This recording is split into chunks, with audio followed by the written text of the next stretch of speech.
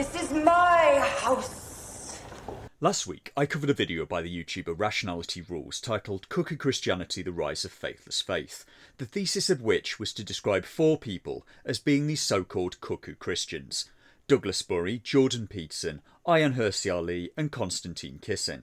There seems to be a growing trend of public figures and intellectuals embracing the label of Christian without actually affirming any Christian doctrines and beliefs. But by the evidence he himself presented... When asked about my religious views, I usually call myself an agnostic. But if I had to describe my views more accurately, it would be fair to say that I'm a lapsed atheist. Only one of the four actually embraced the label of Christian at all. In his video, it's also clear that he himself doesn't believe the premise of his own video, when he says, at 3 minutes 19 of his video... To be fair, unlike Ali, Murray does not call himself a Christian, and to a large extent this is also the case for Peterson, but they all certainly sing the same tune.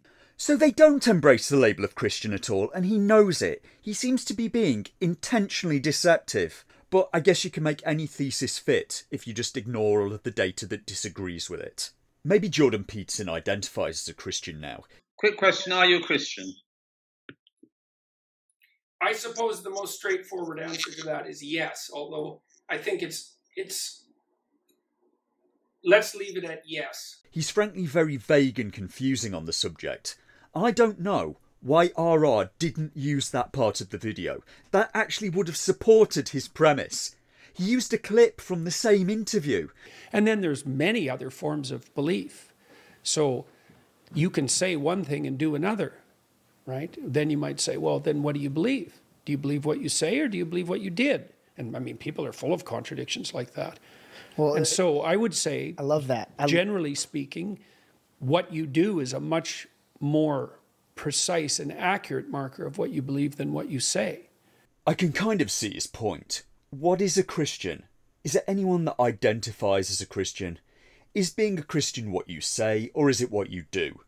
To be a Christian, do you have to obey everything in the Bible? Because frankly, the part about Lot and his daughters, yeah, maybe don't do that part. What about the parts where it seems to contradict itself? So why is he in such a hurry to affix a label on these people that doesn't even seem to fit? That would require mind reading, but labelling someone is quite a quick way to discredit their arguments by association. For example, if you can label a political candidate as being either far left or far right, it tends to be an instant turn-off for a lot of people who will not investigate the claim and will not want to be associated with an extremist, and that may be where he's going with this. But I did say I was going to try to be fair, and I've been thinking about Rationality Rules' video more, and the section where he talked about Jordan Peterson. Take, for example, the OG Jordan Peterson, the immensely popular psychologist and self-help guru who's an expert in, well, everything, from climate change to gender to politics, religion and genetics. Sure, experts are not very happy with him speaking utter bull, but what do they know, huh? They're just part of the big bad establishment. And then he showed two clips out of context in his video that, due to the lack of context, I didn't even understand what he was going for. See the sort of the primary mother and father of humanity emerging from this underlying snake-like entity with its tails tangled together. I really believe that's a representation of DNA. That is sheer and I told him so. Now, I think those two clips were supposed to be proof of his point. The first one is Peterson talking about ancient art and how he seemingly truly believes these depictions of snakes are representations of DNA. The second clip comes from a talk Richard Dawkins, the British evolutionary biologist, had with Alex O'Connor, and he gave very little credence to Peterson's belief in this area. I think the most egregious example of that is where he looks at works of primitive art, works of tribal art, where he shows things like two snakes coiling around each other and says, well, they must have had some primitive, primeval knowledge of DNA. Perhaps they looked into their own cells and, in some sense, and saw the DNA. Perhaps the DNA is the double helix is a Jungian archetype. And that is sheer and I told him so. So I think that is Rationality Rules trying to prove his point. That was Peterson declaring himself to be an expert in genetics despite him not claiming that, and a real expert in genetics, Richard Dawkins, debunking him. And that's still an argument from authority. Just because Richard Dawkins says something, even about genetics, does not make his argument true by default. And Richard Dawkins is not an expert, as far as I can find, in either ancient art or neuropsychology. So if only experts are allowed to talk about a subject, maybe by your own standards you should be telling Richard Dawkins to be quiet. This is taken from a near 2.5-hour lecture from 2017, titled Maps of Meaning Number 8, Neuropsychology of Symbolic Representation, one in a series of some 12 over 2-hour lectures, and that sentence about DNA frankly needs a lot of explaining. Or, well, any explaining at all would be nice. Since delivering this lecture, Jordan Peterson seems to have distanced himself from these comments. Earlier you showed a picture of Fuxi and Nua. Yeah, right. Yeah, and Osiris, and in your Maps of Meaning lectures, you also explained that cultures around the world have these twin snakes that are... Yeah, they're everywhere, man. Yeah, and so you mentioned that you believe this is a representation of DNA. You would bring that up too. Jesus, what is it with you guys tonight? Yeah, well, yeah. No, I wouldn't say I believe that. I have my suspicions that that might be it. Yeah, because believe is too strong a word, but those representations are everywhere. Did you notice the backpedaling there? I really do believe this, although it's very complicated to explain why. I really believe that's a representation of DNA. No, I wouldn't say I believe that. I have my suspicions that that might be it. Yeah, because believe is too strong a word, but those representations are everywhere. And sorry, Richard Dawkins also did not make an argument. As impressive a thinker as he can be, on this occasion, just saying something is not an argument, is it? I don't care if it is Richard Dawkins, it's dismissive. And what is Rationality Rules' argument for why Peterson is wrong here? Somehow that manages to be worse than Richard Dawkins' answer. His argument is Richard Dawkins says it's but that's not rationality. That, if anything, is just blind faith. And even if I was to accept that, which I don't, what about the others? And what do I mean by the others? Take, for example, the OG Jordan Peterson, the immensely popular psychologist and self-help guru who's an expert in, well, everything, from climate change to gender to politics, religion and genetics. He showed Peterson saying some dubious things about DNA, Richard Dawkins disagreeing. What about the other ones? You've done nothing to disprove any of Peterson's statements on climate change, or gender, or politics, or religion, and you didn't make an argument against his views on genetics either. You outsourced that to an expert who also didn't make an argument. And that is sheer bullshit, and I told him so. Oh well, now Peterson's been discredited on that one, we can just disregard his arguments on climate change, gender, politics and religion as well, can't we? No arguments needed at all, how comfortable. And the reference at the end to the establishment. Sure, experts are not very happy with him speaking utter bull, but what do they know, huh? They're just part of the big bad establishment. This all seems to serve to make Peterson sound unhinged, so why bother listening to any of his arguments? Talking about Richard Dawkins reminds me of a joke I really like from the UK-based comedian Stuart Lee. For context, Richard Dawkins for years argued against the watchmaker fallacy, the argument that the world is so beautifully designed that it could not have occurred without a designer, ergo, God exists. So Stuart Lee in this joke says, I've started to believe in God and creationism and intelligent design, and the reason I now believe in God and creationism and intelligent design is because of Professor Richard Dawkins, because when I look at something as complex and intricate and beautiful as Professor Richard Dawkins, I don't think that could have just evolved by chance. Professor Richard Dawkins was put there by God to test us, and from this you can maybe learn that Stuart Lee is an enormous troll.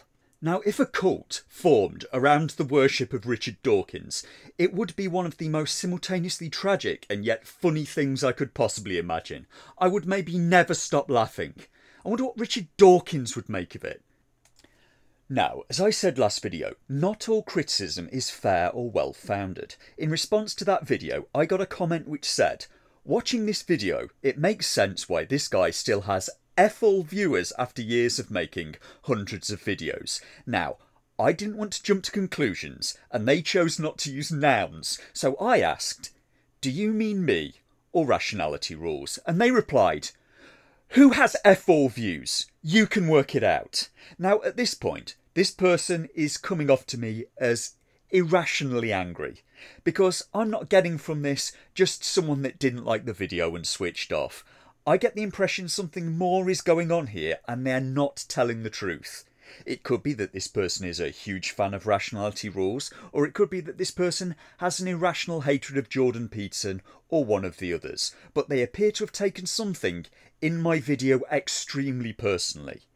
If I'm right, this is why I released a video about why you shouldn't be a fan of things. It makes people act like lunatics. People get attacked or worse for wearing the jersey of the wrong sports team. When people become fans, they tend to attach their identity to the thing that they're a fan of. So I point out that this sounds quite a lot like both an ad hominem and an argument from popularity. And the argument from popularity is not a good one. It's like if a craze started for people throwing themselves into the Grand Canyon. It does not become a good idea just because it's popular, does it? The highest rated movie on IMDb, The Shawshank Redemption, was a box office failure. And they responded again. You're incorrect, as I said, or was this video and not a personal? Also, it's the YouTube comment section. I'm not going to type out and address every point you make in said video here. They are in fact going to address none of them. You make a 30-minute video. In reality, the video was around 15 minutes long. And someone calls it bad and you claim ad hominem attack and ask to counter every argument made. Lol, you are silly. I expect you to make a non-fallacious argument, yes. Then someone else came in to call me a smooth brain. So an average day on the internet, where humanity has access to a vast pool of knowledge and then mostly spends their time hurling insults, watching cat videos, or if they have any sense, looking at pictures of Anna de Armas in her pants. So what else did Rationality Rules have to say on Jordan Peterson? Throughout the years on Rationality Rules, we've covered Peterson many times over, and one thing that he's famous or infamous for is championing alleged Judeo-Christian values and the Bible, insisting that they're essential for maintaining order and morality in society. Indeed, he takes great scriptural solace in the slavery that's been championed from St. Augustine in the 4th century all the way up until the Enlightenment. Oh no. No, he doesn't. That's somehow not Judeo-Christian. And that strongly appears to be whataboutism. So are Judeo-Christian values essential for maintaining order and morality in society in RR's view? Is Peterson wrong in that assertion that RR is claiming he makes in the absence of evidence? I've no idea because he deflected onto another subject. We deflected instead onto what about slavery? Okay, well, he's really upset with us going woke. Up yours, woke moralists. We'll see who cancels who. And here we have what I think may be a very important part of RR's video. Woke politics comes up a lot in his video. Out of the 4 people he features, he brings up their opposition to woke politics for 3 of them. Let's have a look at what he had to say about Ayaan Hirsi Ali in more detail. Or consider Ayaan Hirsi Ali, the Somali Dutch activist who recently discarded her atheism in a widely read article titled "Why I Am Now a Christian." Yet not once within her testimony did she mention Jesus, Christian doctrines, or personal experience, nor, well, anything to do with the religion. Instead, she focused on resisting Islam, Putin, and, of course, the woke. That is the entirety of his coverage of Ayaan Hirsi Ali in this video. He never actually tackles the whole point of her article, the question of has atheism left the West weak in the face of external threats. You'd think this be an issue for him, as one of the threats she cites is from Islam. Has atheism left the West open to a religion that on a number of issues, be it freedom of speech, civil liberties, women's rights, appears to be far worse in comparison? How is the West supposed to deal with events like the Charlie Hebdo attack, or David Amos, or Salman Rushdie? So you may have asked, well, do you agree with Jordan Peterson then about that art representing DNA? See, sort of the primary mother and father of humanity emerging from this underlying snake-like entity with its tails tangled together. I really believe that's a representation of DNA. Do I believe that's what was happening? And no, not really. I can't say for sure what was going through the minds of the artists when they made that art. That would require mind reading again. I can't say for sure what they knew or didn't know, but this scroll, as far as I can find, seems to be housed in the Chinese History Museum and be dated from the mid-8th century. I've seen no evidence that people in ancient Egypt or 8th century China knew about molecules and atoms, never mind the structure of human DNA and genetics. Also, does that look like DNA? Really? Well, it has a rough double helical structure. Just ignore that it's getting thinner towards the end of the snake tails at the bottom, which DNA doesn't really do, and also ignore the torsos of the Chinese people at the top end. Also ignore that DNA is not exactly a perfect double helix either. If you look at this model, DNA has a minor and a major groove. It's not symmetrical as their art seems to be. Also, a double helix is not exactly the shape of DNA either. Normally, DNA is all bundled into chromosomes anyway, but if you take a double strand of DNA, the double helix is just a simple representation of the sugar phosphate backbone part of the DNA. It leaves out the base pairs. Another model of DNA is to depict it like a ladder that's been twisted along its length. So the steps would be the base pairs and the beams would be the sugar phosphate backbones. And what am I expected to believe by Jordan Peterson here? That ancient artists knew about the phosphate backbone of DNA, but didn't know about the base pairs. Like I said earlier, you can make any thesis fit if you just ignore all of the data that disagrees with it. Also in chemistry, there's a thing called a space-filling model that depicts a molecule based on the size of the atoms. This is a more exact depiction of what DNA would actually look like if it wasn't so small. So I'm not entirely sure. It is possible the artists could have somehow had a vision of the rough structure of the DNA backbone and put that into their art. It would not seem very probable though, would it? Or alternatively, the artists could have seen two snakes engaging in recreation and in the process of making little snakes. The second one sounds far more likely to me. The pictures of snakes look a lot more like snakes to me than they look like DNA. And snakes mating would seem to be a natural fit for a creation myth. But what would I know?